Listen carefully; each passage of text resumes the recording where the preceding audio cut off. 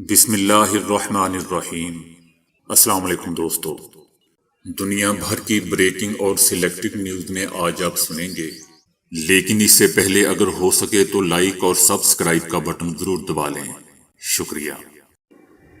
Indian air force نے درہ اندازی کی ناکام کوشش کے بعد پاکستان میں حراست لیے جانے والے ونگ کمانڈر ابھینندن کو بالا کوٹ ایئر اسٹرائیک کا ہیرو کہتے ہوئے ترقی دے دی۔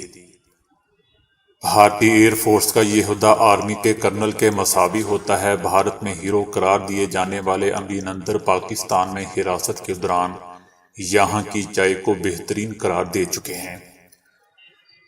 میرا خیال یہ بتانے کی ضرورت نہیں ہے کہ 27 فروری 2019 کو فضائی حدود کی خلاف ورزی پر پاکستان نے 2 انڈین جنگی طیارے مار گرائے تھے۔ پاکستانی حدود میں گرنے والے MiG 21 کے زندہ بچ جانے والے پائلٹ ابھینندن کو حراست میں لے لیا گیا تھا، جسے 2 روز بعد وزیر اعظم عمران خان کے احکامات پر رہا کر دیا گیا تھا۔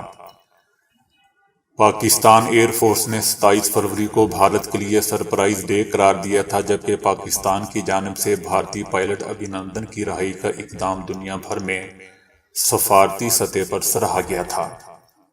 ابھینندن نے خود بھی ویڈیو پیغام میں کہا تھا کہ پاک آرمی انتہائی پروفیشنل آرمی ہے، میں ان سے متاثر ہوا ہوں۔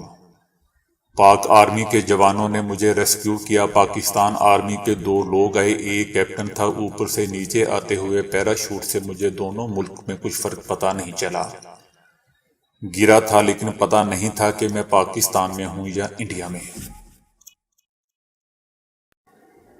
وفاقی وزیر داخلہ شیخ رشید احمد نے کہا ہے کہ عمران خان کے ساتھ کھڑا ہوں اور کھڑا رہوں گا۔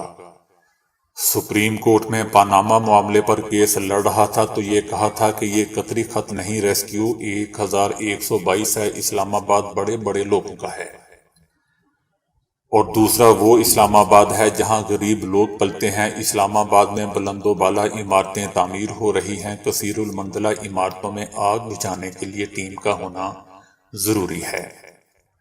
شیخ رشید احمد کا کہنا تھا کہ اصل دین انسانیت کی خدمت اور انسانوں کی جان بچانا ہے۔ وفاقی وزیر کا کہنا تھا کہ مجھ سے سعد رضوی کی بات چیت فرانس کے مسئلے پر ہوئی تھی۔ تحریک لبیک سے معاملہ 2 وزراء دیکھ رہے ہیں۔ شیخ رشید احمد نے کہا کہ اسٹیبلشمنٹ سے کس کے تعلقات بہتر ہو رہے ہیں مجھے علم نہیں ہے۔ ریلوے موج کی وزارت تھی، جب تک ٹرین نہ گرے تب تک کوئی نہیں پوچھتا۔ وزارتیں آنے جانے والی چیز ہیں۔ 40 سال سے وزیر ہوں اور یہ میری 15ویں وزارت ہے۔ ان کا کہنا تھا کہ وزیر اعظم عمران خان کے ساتھ کھڑا ہوں اور کھڑا رہوں گا۔ عمران خان 5 سال پورے کریں گے۔ دوسری طرف شہباز شریف نے وزیر اعظم عمران خان کا ریلیف پیکیج مسترد کر دیا۔ شہباز شریف نے کہا کہ موجودہ حکومت کے وعدوں اور بجٹ کی طرح ان کے نام نہاد ریلیف پیکیج بھی جھوٹ کا پلندہ ہے۔ اب قوم سے خطاب پر اعتراف کیا جا رہا ہے کہ پیٹرول مہنگا ہوگا۔ جب پیٹرول مہنگا ہوگا، بجلی گیس کی قیمت بڑھے گی تو مہنگائی کیسے نہیں ہوگی؟ شہباز شریف نے کہا کہ جس حکومت کے بجٹ اعداد و شمار ناقابل اعتبار ہوں، اس کی کسی بات کو سنجیدہ سمجھنا خود فریبی کے سوا کچھ نہیں۔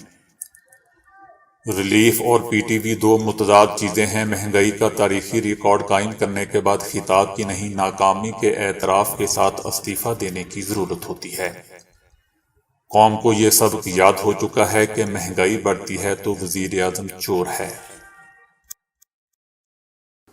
بھارت میں ایک شخص نے سگریٹ پینا ترک کر کے 8 سال میں اتنی رقم جمع کر لی کہ وہ اب اپنا گھر بنانے کے قابل ہو گیا۔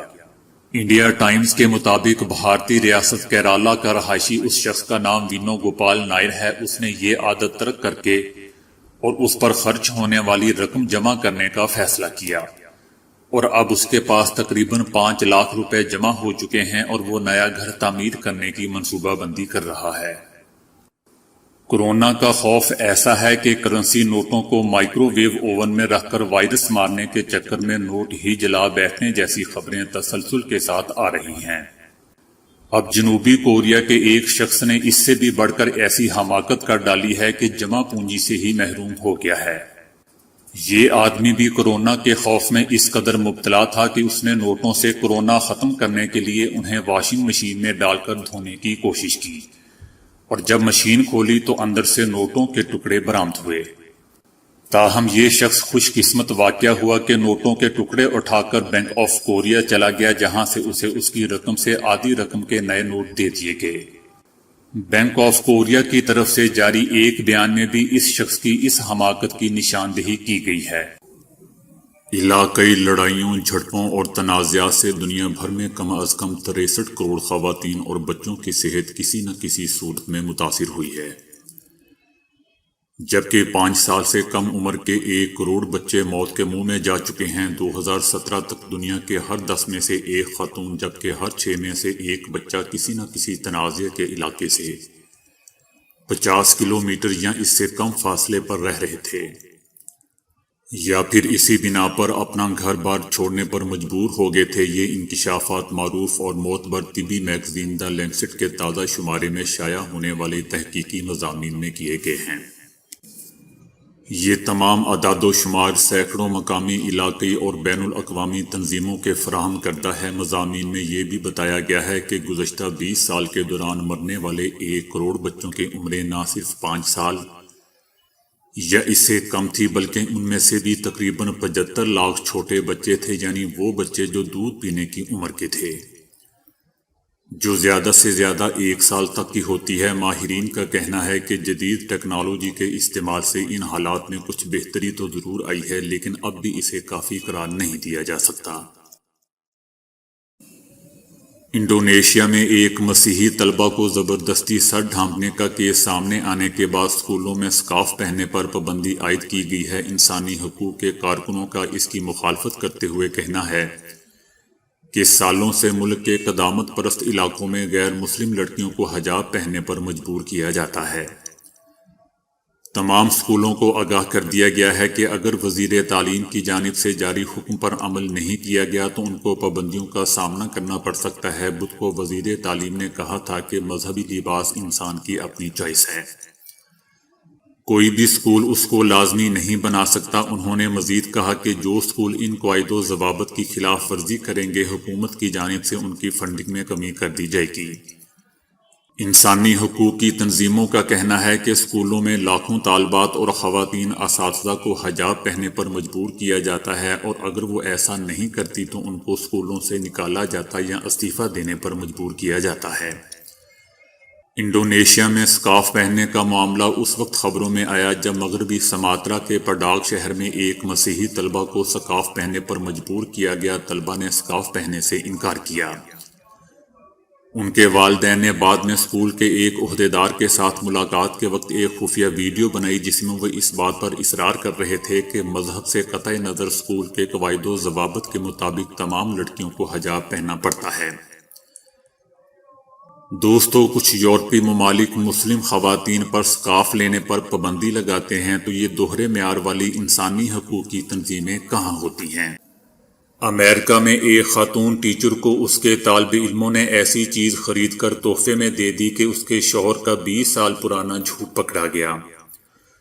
اس خاتون نے سوشل میڈیا پر ایک پوسٹ میں بتایا ہے کہ گزشتہ دنوں اس کے طالب علموں نے ہیرے جانچنے والا ایک آلہ تحفے میں دیا۔ اس آلے کے ذریعے اس نے اپنی منگنی کی انگوٹھی چیک کی جو 20 سال پہلے اس کے شوہر نے اسے پہنائی تھی۔ انگوٹھی کا ہیرا جانچنے پر معلوم ہوا کہ یہ نکلی تھا، جس پر خاتون غصے سے آگ بگولا ہو گئی اور شادی کے 20 سال بعد منگنی کی انگوٹھی کی وجہ سے دونوں میں شدید جھگڑا بھی ہوا۔ خاتون نے اپنی پوسٹ میں لکھا کہ ہماری شادی کو 20 سال ہو گئے ہیں اور اس عرصے میں مجھے کبھی بھی ایک لمحے کے لیے بھی شک نہیں ہوا کہ میرے شوہر نے میرے ساتھ ایسا دھوکہ کر رکھا ہے۔ ایک دن میرے ایک طالب علم نے میری انگوٹھی دیکھ کر کہا کہ یہ ہیرا تو نکلی ہے، جس پر میں نے اسے غلط قرار دے دیا۔ چند دن بعد اس نے دیگر طالب علموں کے ساتھ مل کر ہیرے جانچنے والی ڈیوائس خریدی اور لا کر مجھے دے دی۔ جب میں نے اس ڈیوائس سے ہیرے کو چیک کیا تو وہ واقعی نکلی تھا۔